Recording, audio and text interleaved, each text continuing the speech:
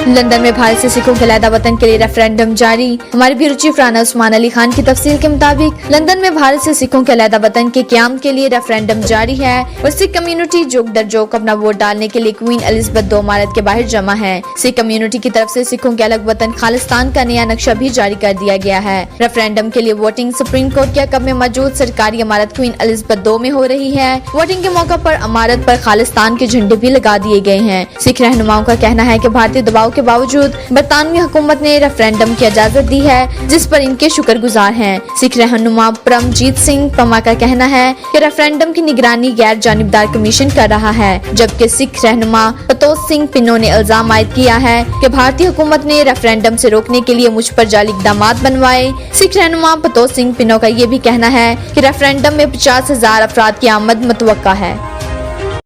वाहिगुरू जी का खालसा वाहिगुरू जी की फतेह। ਅੱਜ ਲੰਡਨ ਦੇ ਵਿੱਚ 31 ਅਕਤੂਬਰ 2021 ਨੂੰ ਪੰਜਾਬ ਦੀ ਆਜ਼ਾਦੀ ਦੇ ਵਾਸਤੇ ਪੰਜਾਬ ਰੈਫਰੈਂਡਮ ਦੀਆਂ ਜਿਹੜੀਆਂ ਵੋਟਾਂ ਪੈਣੀਆਂ ਸੀ ਉਹਦੇ 'ਚ ਤੁਸੀਂ ਦੇਖ ਸਕਦੇ ਹੋ ਕਿ ਹਜ਼ਾਰਾਂ ਦੀ ਗਿਣਤੀ ਦੇ ਵਿੱਚ ਲੋਕ ਇੱਥੇ ਆਏ ਹੋਏ ਆ ਤੇ ਆਪਣੇ ਹੱਕ ਦਾ ਡੈਮੋਕ੍ਰੈਟਿਕ ਹੱਕ ਦਾ ਜਿਹੜਾ ਆ ਉਹ ਇਸਤੇਮਾਲ ਕਰ ਰਹੇ ਨੇ। ਇਹ ਵੋਟ ਜਿਹੜੀ ਆ ਪੰਜਾਬ ਨੂੰ ਹਿੰਦੁਸਤਾਨ ਤੋਂ ਆਜ਼ਾਦ ਕਰਾਉਣ ਵਾਸਤੇ ਅਸੀਂ ਪਵਾ ਰਹੇ ਹਾਂ ਔਰ ਦੁਨੀਆ ਦੇ ਹਰੇਕ ਦੇਸ਼ 'ਚ ਜਿੱਥੇ ਵੀ ਸਿੱਖ ਰਹਿੰਦੇ ਆ ਉੱਥੇ ਇਹ ਵੋਟ ਪਵਾਈ ਜਾਏਗੀ। ਇੱਕ ਗੱਲ ਮੈਂ ਇੱਥੇ ਦੱਸ ਦੇਣਾ ਚਾਹੁੰਦਾ ਆ, ਹਿੰਦੁਸਤਾਨ ਦੀ ਹਕੂਮਤ ਬਾਰ-ਬਾਰ ਕਹਿੰਦੀ ਹੈ ਕਿ 2 4 5 ਜਣੇ ਆ ਜਿਹੜੇ ਆਜ਼ਾਦੀ ਦੀ ਗੱਲ ਕਰਦੇ ਆ। ਤੁਸੀਂ ਹਜ਼ਾਰਾਂ ਦੀ ਗਿਣਤੀ ਦੇ ਵਿੱਚ ਲੋਕ ਖੜੇ ਦੇ ਰਹੇ ਆਲੇ ਦੁਆਲੇ ਔਰ ਅੰਦਰ ਵੋਟਾਂ ਦੀਆਂ ਲਾਈਨਾਂ ਲੱਗੀਆਂ ਹੋਈਆਂ ਵੋਟਾਂ ਪਾਉਣ ਵਾਸਤੇ ਤੁਸੀਂ ਦੇਖ ਸਕਦੇ ਹੋ। ਜਿੰਨੀ 8 ਘੰਟੇ ਦੇ ਵਿੱਚ ਵੋਟ ਭੁਗਤਾਈ ਜਾ ਸਕਦੀ ਆ ਉਹ ਵੋਟ ਭੁਗਤਾਈ ਜਾਏਗੀ। ਇੱਕ ਗੱਲ ਮੈਂ ਦੱਸ ਦੇਣੀ ਚਾਹੁੰਦਾ, ਸਿੱਖ ਹਿੰਦੁਸਤਾਨ ਤੋਂ ਆਜ਼ਾਦ ਹੋਣਗੇ ਔਰ ਬਹੁਤ ਜਲਦੀ ਹੋਣਗੇ।